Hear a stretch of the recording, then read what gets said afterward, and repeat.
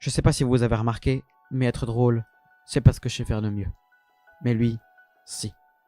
J'ai découvert Varobas fin août, à l'occasion d'un comedy club organisé à Lille pour le festival des séries. Ce mec m'a bien fait rire. Et au-delà de rire, je me suis même identifié à son discours. En fait, c'est plus qu'un simple humoriste. Varobas, c'est un conteur d'histoire. J'ai découvert peu de temps après, grâce à Antox Colaboy, que ce mec était aussi sur YouTube depuis 2008. J'ai checké un peu ce qu'il faisait, et encore une fois ce même sentiment. Il est pas seulement drôle, mais il a un don pour raconter des choses, pour livrer des messages. J'ai alors découvert ses concepts en tout genre, comme Varobas se la raconte, tire sur mon doigt, qui sont vraiment des sortes de stand-up à la sauce YouTube. J'ai aussi découvert qu'il était sur Twitch, et que la scène au milieu de tout ça ne faisait partie que de 3 ans de ses 32 années de vie. Pourtant, quand je l'ai vu à Lille ce soir-là, j'avais l'impression qu'il avait fait ça toute sa vie. Ce mec dégage un truc, et ça me passionne. Et si à mon échelle ça me passionne, ça doit d'autant plus le passionner. Laissez-moi donc vous présenter le stand-up vu par Varobas.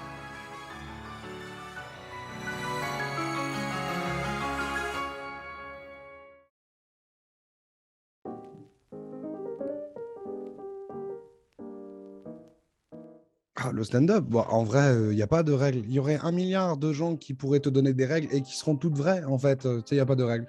Le seul truc dans le stand-up, c'est qu'il faut être drôle, c'est le marché. Voilà, c'est le marché. En fait, tu peux monter sur scène, parler de toi ou de ce que tu as envie ou de rien, de parler, quoi. Parler seul ou pas, parce que finalement, il y a des duos. Mais c'est parler et être drôle. Après, moi, comment je vois le stand-up, je pense que le stand-up, aujourd'hui, il arrive à une porte. Et bah, il y arrivé en tout cas à un carrefour. Et c'est, on raconte des histoires où on se contente d'être que drôle pendant 1 heure, ce qui est déjà énorme. Attention, d'être drôle pendant 1 heure, c'est ultra dur. Ou être drôle et raconter une histoire. Et je pense qu'il va falloir raconter des histoires. Je dis pas que j'ai raison, je pense même potentiellement avoir tort parce que j'ai plein de contre-exemples et j'ai plein de spectacles que je pourrais te donner qui sont juste les plus marrants du monde et qui n'ont pas d'histoire, tu vois. Mais je pense qu'aujourd'hui, pour passer une bonne soirée pendant 1 heure et bien te marrer, tu peux inviter tes potes en fait. Et je pense que pour que le stand-up perdure, eh ben, il va falloir un peu plus que de rire pendant 1 heure.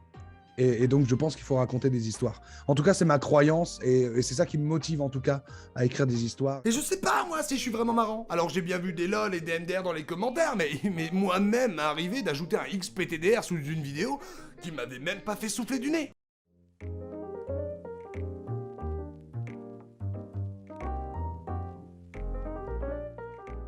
Je pense que drôle, c'est un bouclier, drôle. Être drôle. Raconter des blagues, c'est soit vouloir amuser la galerie, ça veut dire quelque chose, tu vois. Ça veut dire soit amuser la galerie, ça veut dire soit masquer les apparences. C'est beaucoup de pudeur, l'humour, je pense. En tout cas, les gars les plus drôles que je connaisse, eh ben, ils étaient tous un peu gros à l'école, tu vois. Ou ils étaient tous un peu moches. Ils avaient jamais de succès avec les filles. Ou c'était les c'était eux qui se faisaient bully à l'école, quoi, tu vois. Mais je pense que l'humour cache. De toute façon, tu n'as qu'à regarder dans les cités, etc. Dans les cités, les gars sont ultra marrants, quoi, tu vois. Ultra marrants, vraiment. Bah, tu vois, je le vois, moi, quand je joue sur scène, que ça, tu sais, quand je joue dans un plateau qui est très urbain et qui a des cités, voilà, qui a des cités aux alentours, je le vois qu'il faut là vraiment être plus marrant que d'habitude. Parce qu'ils sont plus marrants que toi, les gars qui sont dans le public. Et je pense que l'humour, ouais, être drôle, je pense que c'est d'abord une sorte d'outil, une sorte d'arme. Et d'arme à quoi? J'en sais rien. Moi, c'est de la pudeur. Je pense que c'est de la pudeur, moi. C'est parce que c'est beaucoup trop compliqué de parler sérieusement.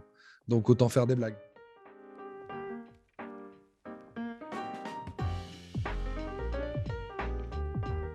Je pense qu'un artiste, c'est quelqu'un qui est déjà tombé devant un coucher de soleil et qui s'est émerveillé devant. Je pense que c'est être encore un enfant. Je pense que c'est encore avoir des rêves. Je pense que c'est besoin d'amour et de reconnaissance. Il y a un tas de choses, tu vois. Je pense qu'il y a aussi un tas de gars, pas artistes, qui se sont émerveillés devant un coucher de soleil aussi. Tu vois, c'est délicat, en fait. Moi, je pense que c'est juste Ouais, en vrai, ça s'explique pas. C'est qu'il y a un moment, il y a quelqu'un qui a dit vas-y, je le fais et qui s'est pas écouté parce que c'est pas logique. Tu vois ce que je veux dire? Oui. C'est pas prudent de dire vas-y, je vais peindre ou vas-y, je vais faire un film. À chaque fois que je monte sur scène, ça m'arrive très régulièrement de me dire qu'est-ce que je fous là, quoi. Pourquoi je monte sur scène et quel ego j'ai pour dire vas-y, je vais vous raconter ma vie. Vous allez voir, ça va être marrant. Tu vois, c'est un truc de ouf de se dire ça, tu vois. Peut-être que c'est juste ça un artiste en fait. La différence entre un artiste et un non-artiste, c'est que l'artiste, à un moment, il s'est pas écouté. Et puis, pof, il s'est retrouvé à faire une vidéo sur YouTube, quoi. Et Ouais. puis, il a fait la suivante, etc. Mais parce que je pense que c'est fou de faire, de faire une vidéo sur YouTube et de dire mettez un pouce bleu, les gars, parce que franchement, ça vaut le coup.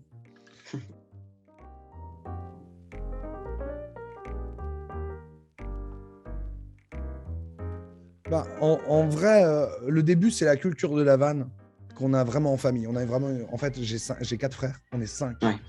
Et même mon père est ultra gaulerie. Et on a une vraie culture de la vanne, etc. Donc je pense que déjà, j'ai grandi avec cette culture-là, ce langage-là. Parce que, encore une fois, quand je te dis l'humour, moi, c'est beaucoup de pudeur. J'ai jamais vu, mon père m'a jamais dit je t'aime, pourtant je suis sûr qu'il m'aime. Je lui ai jamais dit je t'aime, pourtant je suis sûr que je l'aime. Bien sûr, je l'aime. Mais tu vois, c'est pas des choses qui se disent. Donc on fait des vannes en fait. C'était le langage de notre famille. Donc du coup, culture de la vanne, etc. Ça m'amusait beaucoup. Après, c'est des spectacles, tu vois. Après, j'étais le rigolo de l'école. Combien de fois, c'est une vraie anecdote. Moi, je me rappelle, on est au judo, je faisais du judo, et on est dans le vestiaire, et puis tout le monde s'assoit. Moi, je reste debout, et puis vas-y, vanne-lui, après vanne-lui. Et puis, je m'amusais à roaster tout le monde, quoi. Et c'était ultra gaulerie, c'était bien. Et puis après, c'est Franck Dubosc. Je suis presque aussi troublé que quand j'ai sauvé la vie d'une top modèle internationale au large de Bornéo. Je vous ai pas raconté ça? On oublie quand même que je vous ai pas raconté, c'est l'un des meilleurs spectacles francophones de tous les temps, quoi. Vraiment, il est incroyable ce spectacle-là. Il est gaulerie. Il est plus d'actualité. Aujourd'hui, tu as un sketch comme 110 kilos, grossophobie, tout ça qui serait ban, mais vraiment, ça reste vraiment un des meilleurs spectacles francophones. Encore aujourd'hui. Donc moi, j'ai vu ça, j'ai dit mais c'est incroyable, comment il est drôle, comment c'est bien. Après, j'ai vu Papa est en haut de Gad Elmaleh, forcément, 100% de Booz, de Jamel Debbouze. Et c'est ces 3 spectacles-là qui m'ont dit mais ça doit être fou en fait de faire ça. Et puis je me passionne pour la vidéo très jeune. Pour la vidéo et je fais des vidéos avec mes frangins m'abandonnent, je me retrouve tout seul à en faire, du coup je les mets sur YouTube et plus que je suis tout seul en fait, tu vois, je suis tout seul, j'ai pas d'acteur, j'ai pas quelqu'un pour me filmer, j'ai pas de comédien, donc et je voulais raconter des histoires absolument, donc j'ai dit bah quitte à raconter des histoires, et ben autant les raconter comme Gad Elmaleh, et puis je me filme. On a appelé ça des podcasts plus tard parce que Cyprien, Norman, etc. ont vraiment démocratisé ça. Mais grosso modo, moi, j'avais pas d'acteur, je me suis retrouvé seul. Et je dis, bah vas-y, je vais raconter mes histoires, mais face à la caméra, quoi. Parce que, en fait, raconter des histoires, c'est ce qui me plaisait le plus. Et j'avais pas le matériel, ou j'avais pas le. En fait, j'avais tellement de contraintes pour raconter mes histoires. Moi, je voulais raconter des histoires de dragons. Bah, je peux pas le faire. Tu vois. Donc, j'ai dit, bah vas-y, j'ai qu'à la dire, en fait. J'ai vu un dragon le dernier coup, et voilà. Et puis, en fait, j'ai fait des vidéos drôles comme ça. Et drôle parce qu'encore une fois, voilà, j'ai grandi dans la vanne, donc c'est mon moyen de m'exprimer plus facilement en fait. Je m'exprime facilement comme ça. C'est facile, tu vois. Je dis pas que c'est facile de trouver des blagues drôles, mais c'est facile pour moi de partir sur un ton léger et de parler en mode blague, quoi, tu vois. Donc ça, raconter mes histoires, puisque je suis tout seul, je me filme tout seul, et finalement ça ressemble à du stand-up, ça ressemble à du one-man show à l'époque, parce que le stand-up c'est un mot que je connais pas depuis longtemps, hein, vraiment. Il y a 4 ans, 5 ans, je déménage en ville. Et 2 ans plus tard, j'apprends donc je déménage à Lille. Et 2 ans plus tard, j'apprends que ça existe en fait, le stand-up et les Jamel Comedy Club ici, tu vois. Oui. Et je dis, vas-y, je vais m'inscrire. J'ai oublié, quoi. J'ai oublié que c'était n'importe quoi. Tu sais, en fait, j'avais envoyé le mail pour dire, hey, je peux venir. Le mail était envoyé. Je dis, qu'est-ce que je viens de faire? Moi, genre, je veux bah voilà, tu vois ce que je veux dire? C'est que je m'étais oublié 5 minutes. Et voilà, et puis je suis monté sur scène la première fois, donc le 18 octobre, et puis au Spotlight, et puis depuis j'arrête pas, voilà, c'est ça, la genèse, voilà.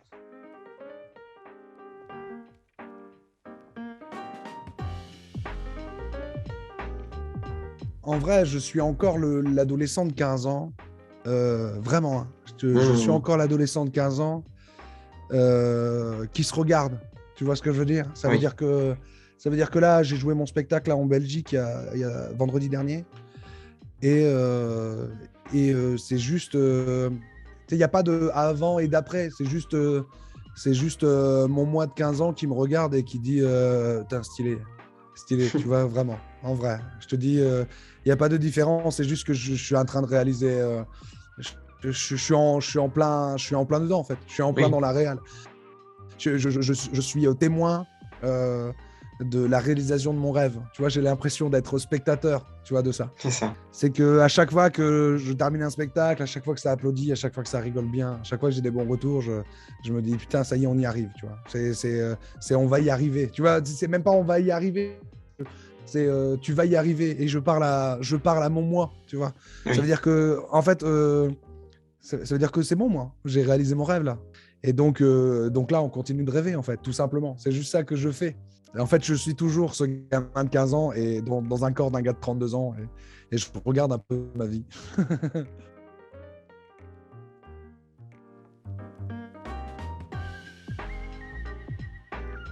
Comment te dire? En fait, là, je suis heureux.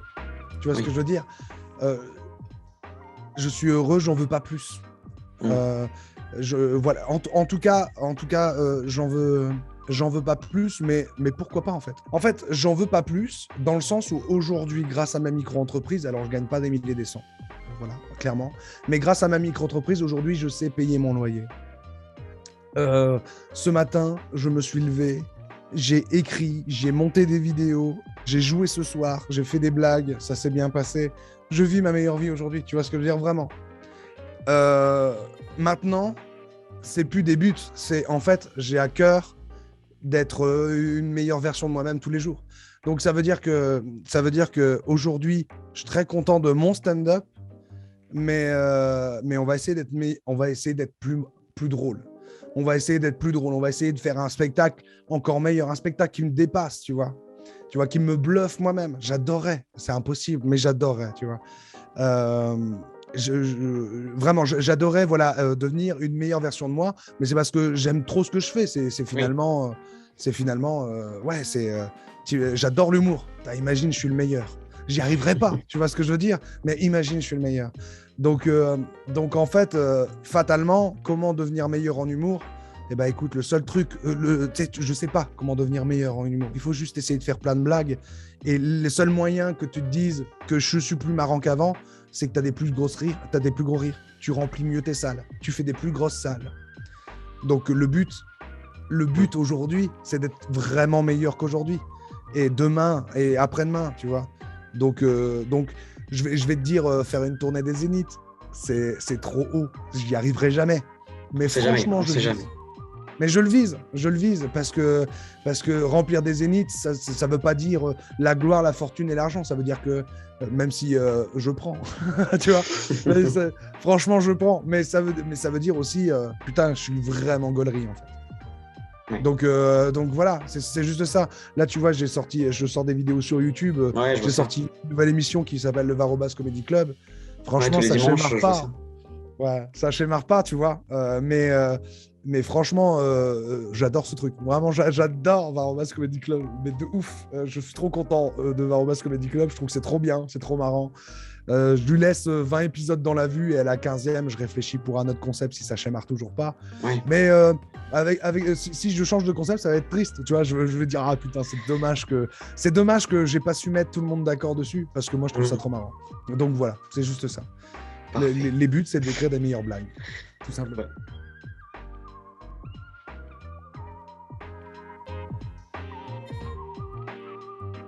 Franchement, en vrai, la première des difficultés, c'est comment faire. Tu vois, vraiment, en vrai.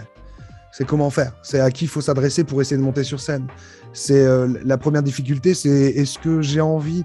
C'est pas est-ce que j'ai envie, c'est que je vais attendre d'être prêt. Alors qu'il y a un truc à savoir, c'est qu'on n'est jamais prêt.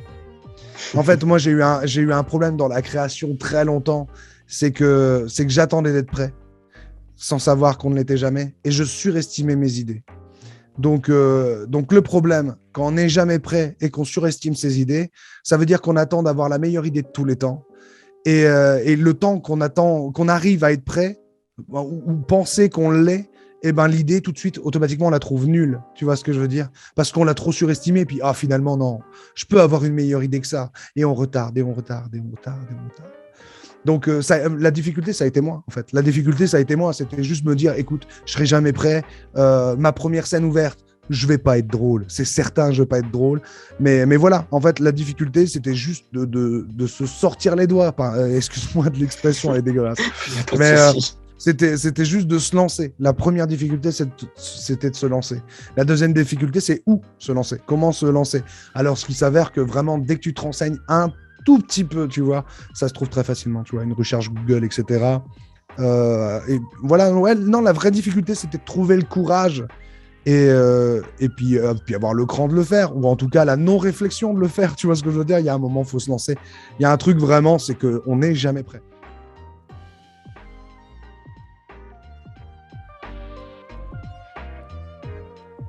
Ma plus belle expérience, c'est la fin de mon spectacle. C'est toujours le cas, c'est toujours le cas, mais je suis toujours très ému à la fin de mon spectacle parce que c'est toujours la première fois que je le joue, en fait. Et la première fois véritablement que je l'ai joué, je venais de le faire, quoi. Tu vois ce que je veux dire? Je venais de le faire. C'est toujours pas croyable, tu vois. Encore une fois, je te dis, je suis encore le gamin de 15 ans, tu vois, qui regarde son lui du futur, tu vois. Et donc, quand je le fais, j'y crois toujours pas. Tu vois, je dis, waouh, je viens de faire un spectacle, quoi. Il y a des gens ils sont pas restés chez eux, quoi. Il y a des gens, ils sont sortis, ils ont payé la nounou, ils sont venus me voir me raconter des blagues pendant 1 heure. Et le pire, c'est qu'à la fin, ils applaudissent. Ça a été vraiment incroyable. La première, ça a été incroyable parce que je venais, c'était ouf, quoi. Je venais de réaliser mon rêve, c'est bon. Tu vois, c'était. Donc vraiment, ça a été une expérience incroyable. Mais tu sais, c'est un truc. Je sais pas si tu as fait du foot ou si tes auditeurs ont fait du foot, etc. Mais tu sais, quand tu marques un but, cette libération. Tu as déjà vu des joueurs de foot quand ils sont fatigués, épuisés, et ils arrivent quand même à mettre le but, mais les gars, après, ils courent. Ils sont légers, tu vois. Ils sont fous, tu vois. Et je pense que quand tu as. Moi, en tout cas, j'ai cette sensation-là. Tu vois, quand je termine mon spectacle, tu vois, j'ai l'impression d'avoir mis une lucarne. Je sais pas toi, mais moi, en fait, l'art, pour moi, le véritable art, en fait, moi, l'art, c'est ça. Tu vois quoi, là? Je vois un pistolet. En fait, non, c'est ma main depuis le début. Et c'est ça, l'art, moi, tu vois. C'est quand tu connais ta main suffisamment pour la transformer et faire une arme, tu vois. Et tout le monde y croit. Et l'art ultime, ce qui est très dur à avoir, et c'est pour ça que je suis très ému à la fin de mon spectacle, parce que j'y arrive, c'est que je vois un flingue aussi. Tu vois, c'est ça l'art, tu vois.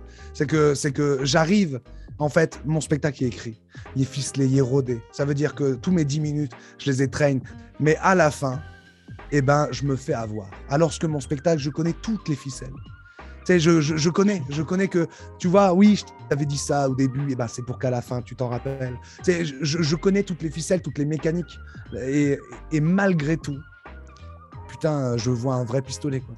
Alors que c'est moi qui l'ai fait. C'est ça que j'essaie de réaliser toujours. C'est de me faire avoir par ma propre triche. Tout est dur, donc plus que tout est dur, le plus dur dans la création, c'est de ne pas abandonner. C'est juste ça, en fait. C'est le plus dur. Parce qu'il y a de la place pour tout le monde. Tu vois, quand j'entends des gars sur YouTube qui disent « YouTube, c'est surchargé », c'est pas vrai. YouTube, c'est pas surchargé. Demain, quelqu'un, il vient, c'est le meilleur. C'est bon, il y a de la place pour lui. Donc, à partir de là, en fait, t'as plus de problème. T'as plus de « Ah, mais les gens comprennent pas. Ah, mais c'est normal, les gens aiment que de la merde. Ah, c'est normal, j'ai pas de pub. Faut être pistonné. » À partir de là, il y a plus de problème. Quand tu te dis que, en fait, c'est sûr, si tu deviens le meilleur, tu vas s'épaire. Parce que tu vas juste devenir le meilleur. T'as que ça à faire maintenant. C'est devenir meilleur. Si tu as aimé cette vidéo et que tu veux me suivre dans mes prochaines aventures, n'hésite pas à t'abonner. Et si tu veux me soutenir, like, commente et partage cette vidéo à fond. Toutes les infos concernant Varrobas sont dans la description, mais on aura l'occasion d'en reparler. Il ne me reste plus qu'à vous dire à bientôt. Salutations les artistes.